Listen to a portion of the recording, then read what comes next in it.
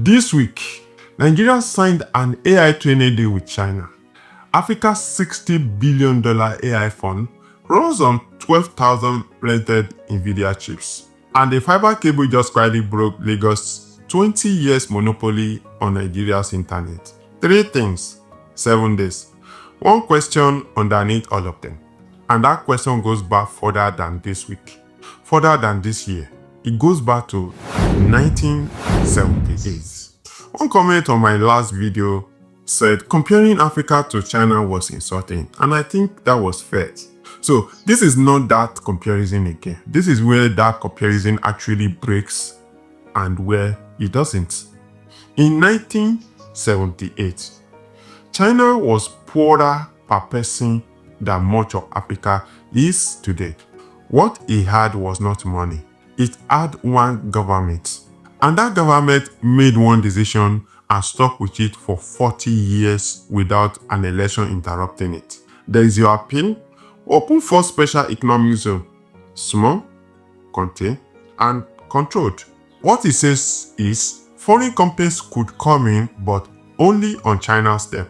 Technology transfer is required in this term. Capital control is also enforced. Currency is managed by the states, not by the market. So, China let the world in slowly, learn everything it could, close the door a little tighter each decade until it didn't need permission from anyone. That's the part people skip when they comparing population and natural resources of China with that of Africa. The resources that actually matters wasn't people, wasn't minerals. It was uninterrupted time under one plan. If you think about it, 40 years, one direction, no do-over. Africa has never had that. 44 countries, 44 election cycle, 44 set of terms. Not a flaw in the people, it's a structural difference in the starting condition. As I've been saying in my previous video, this was never about who has more people or more resources. So now, what happened when that structural gap meet this week headlines? On August 5th, Nigeria and China sat down at the 3rd Lagos Forum. China offered 5,000 AI training slots for developing countries. Continue cooperation on Nigerian AI governance and infrastructure. Generous sounding, but in the same room, the Nigerian Institute of International Affairs said it plainly. Don't let African countries become permanent consumers of foreign AI. Invest in local algorithm, local data center, local talent, or you are not building at all, you are renting. That is Deng Xiaoping in reverse. China decided the terms before it opened the doors. Nigeria is negotiating the terms, or let me say Africa is negotiating the terms, while the door is already opened. Then, there is Kigali in April 2025. African leaders announced a $60 billion AI fund. Sovereignty language everywhere, but its centerpiece 12,000 Nvidia GPU is hardware from the very companies the fund claims to reduce dependency on. Not hypocrisy, just the honest, unglamorous truth.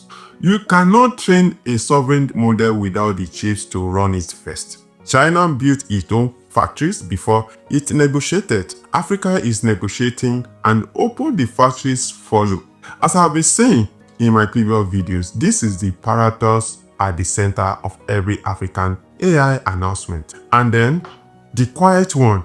This week, Equinix extended fiber into Akwa State, the only place in Nigeria where an international cable touches land outside that of Lagos. For years, nearly all Nigeria's internet ran through one city. But if you remember, a 2024 rock slide off the coast took down service in 13 countries at once. Now, there is a second door. No headline moments, no summits. Those the kind of patient, unglamorous infrastructure works that doesn't run through anyone else's terms, which is closer to what China was doing in 1978 than anything happening in a conference room this month. China 40 years were inevitable. They were the product of one government refusing to be interrupted, decade after decade, long before results showed. Africa doesn't lack the population. Africa doesn't lack the mineral. What is missing is the thing that adds to manufacture on demand, which is uninterrupted time under one coordinated direction. The Kigali Fund shows the gap in numbers. That is the real story. Now, whether Africa can be China, whether African can buy itself 40 uninterrupted years before someone else then become permanent, that's another debate entirely. If you find this insightful, these are the kind of story that this channel is dedicated to bring to you. So kindly subscribe to this channel, follow us on our social media platform, and I will see you in the next one.